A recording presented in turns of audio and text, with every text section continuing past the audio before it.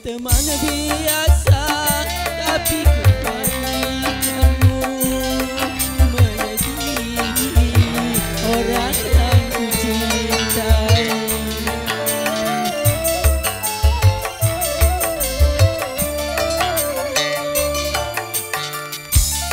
Engkau yang harus ku perhatikan diriku, sedangkan orang yang ku cintai tak pernah menghiraukan diriku selama diriku menderita. Sedangkan orang yang ku cintai tak pernah menghiraukan diriku. Kau yang ku anggap sebagai teman biasa, tapi kebaikanmu melebihi orang yang ku cintai.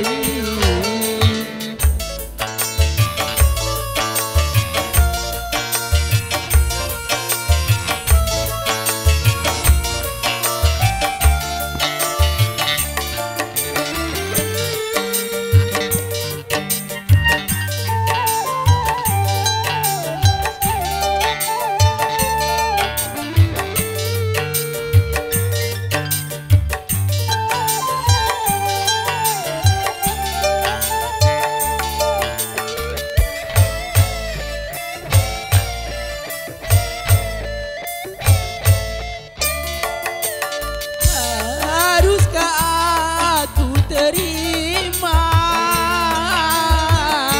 cinta kasih sayangmu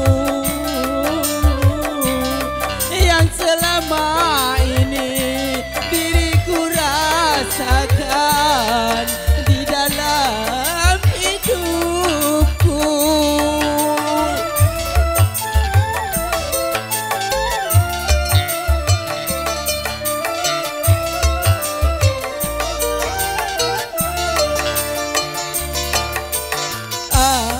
Apakah kau tak menyesal bila mencintaiku? Karena yang kau dapat bukan yang pertama, tapi sisa orang lain. Kau yang ku anggap sebagai teman biasa, tapi kebaikanmu melebihi orang yang ku cintai.